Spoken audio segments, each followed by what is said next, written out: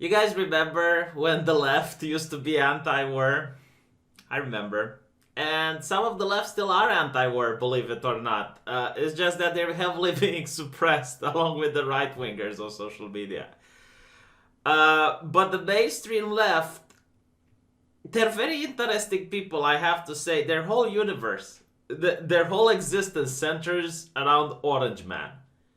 It is surreal. I genuinely cannot believe. I am wondering what the left is going to do when Trump isn't going to be president. I know it's weird, but it's going to happen. Alright, like 5 years from now, or who knows, 1 year from now, it's going to be no Trump. And what is the left going to do? Because literally, all of their policies that aren't completely insane, like Ocasio-Cortez just made the statement she wants to abolish prisons. Just fucking up. Right. So, all of their policies are either batshit insane or they're literally anything that Trump says but the opposite. And you can't make this up. Like, Trump says he gets a little bit stronger against Iran. He gets a little bit stronger, with North Korea. And the left freaks out. It's like, oh, my American imperialism. Oh, American imperialism. Warlike president, World War III, blah, blah, blah. Okay, whatever. Fine. Now, he is like, we're not going to give any more support to the Kurds, and we're pulling out from the region. People are dying! Oh, people are dying! Oh, they need American support. Like, no, literally, like if tomorrow Donald Trump says that he discovered a cure for breast cancer, the left will say that people who use the cure are racist or some shit like that. It is insane. Like, I'm going to explain to people the situation in the Middle East so you can at least try to understand why Donald Trump is not supporting the Kurds anymore.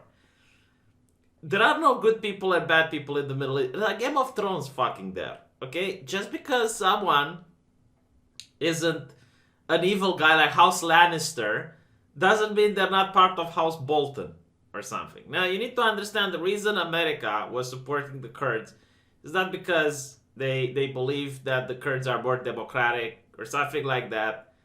No. If you believe that, you're an idiot. Because America has supported far worse people in the past. And probably still is. No, the only reason they were supporting the Kurds was because they also were fighting in Syria. Okay? And now that the war is over, they can't support the Kurds anymore because the Kurds are also against Turkey. And Turkey is a member of NATO. If I'm not mistaken, they're actually the largest military in NATO, second after the United States. So they could not support someone that would now turn their weapons against it. They have to choose, basically, right? Like, it would be a diplomatic problem if the United States would support an organization which has claims on Turkey territory. Now, you might agree that the claims are valid or not. That's a completely different discussion.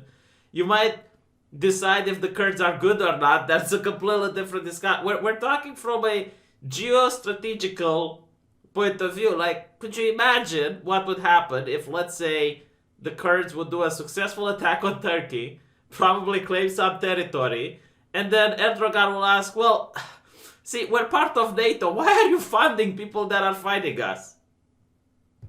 I mean, anyone with a pea brain would have understood that eventually this would happen.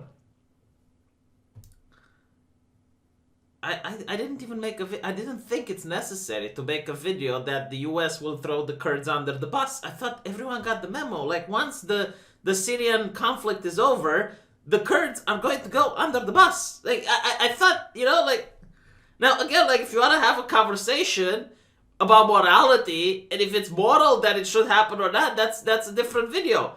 But I'm telling you, like, knowing history, what happened until now, it was easy to predict. You don't need a crystal ball, all right? You don't need me to shave my testicles and show them to you so you can predict the future. It's not needed. Like, but apparently the left is aghast. They're like, no, like literally everyone that would have been president, right? If you had Hillary, if you had Obama, if you had, I don't know whom, right? But any person in the United States, if they would have been president, they would have stopped supporting the Kurds. Otherwise, they would have risked a major international incident.